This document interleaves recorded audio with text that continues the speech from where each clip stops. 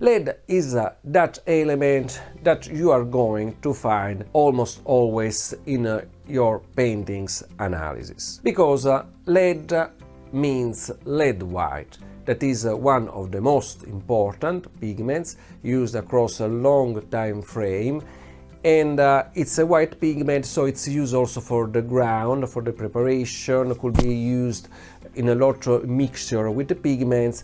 So definitely lead from lead white is almost spread across your paintings. Lead 82. As usual, we want to have a baseline for the analysis of lead, so we start with a cube or pure lead. We get this spectrum where, of course, we just discussed the L lines. The K alpha are too strong, too high energies.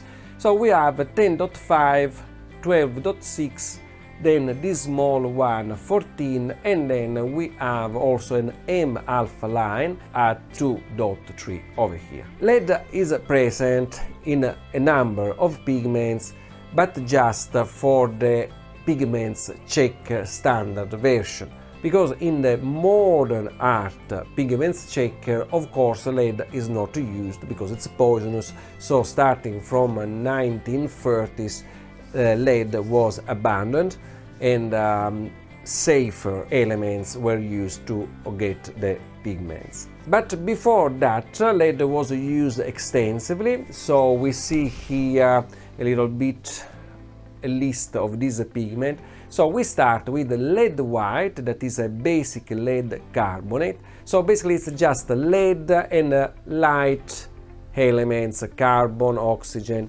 So it's basically mainly lead. Then we have a red lead, also called minium, this one. This one is a lead oxide, so again it's just lead. Then we have another, in the yellow, we have 5 colors, which actually are very important, so used a lot, so it's likely that we are going to find them in the paintings analysis.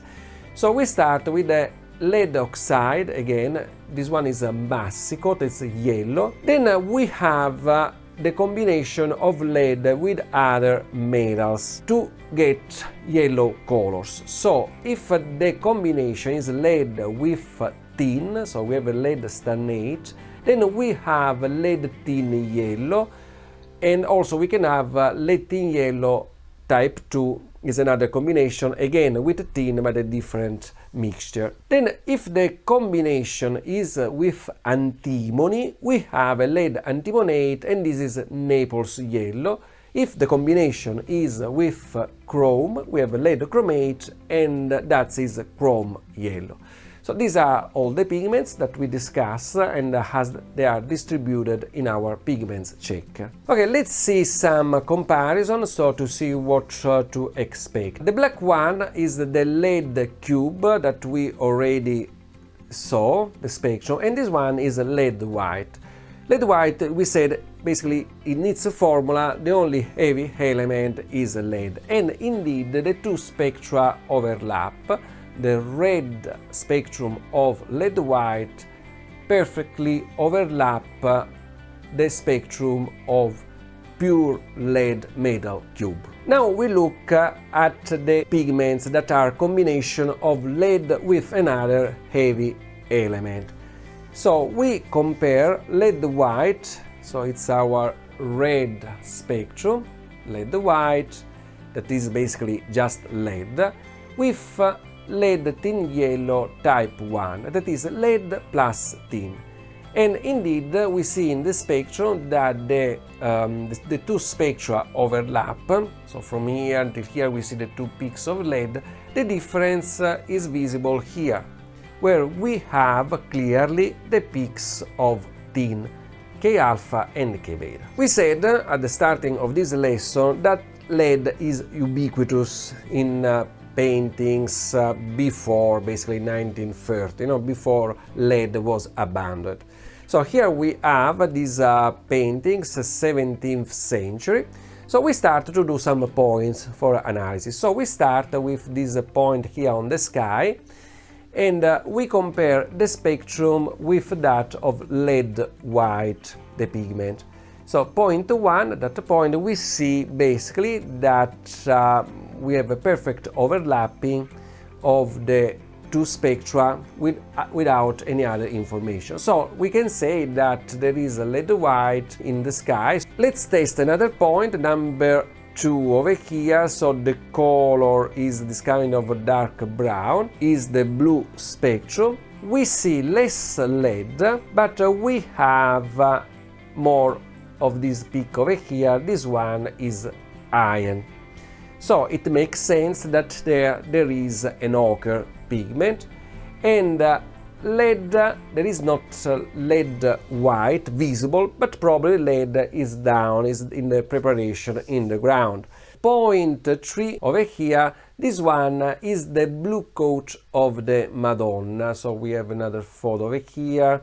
The color is pretty dark, but it's blue, believe me. So we see the overlapped spectra is the green one, and we see much less lead, but now we have a strong signal from copper, which makes a lot of sense since blue generally at that time would be an azurite. So the pigment azurite is based on copper, but the lead in the signal is always here, so this is likely again from the background or some layer below this blue one.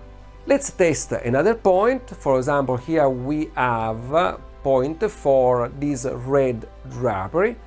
We have a zoom here of the area, and when we look at the spectra, we see again the two peaks of lead that are smaller, plus the two peaks, this one and this one, from mercury.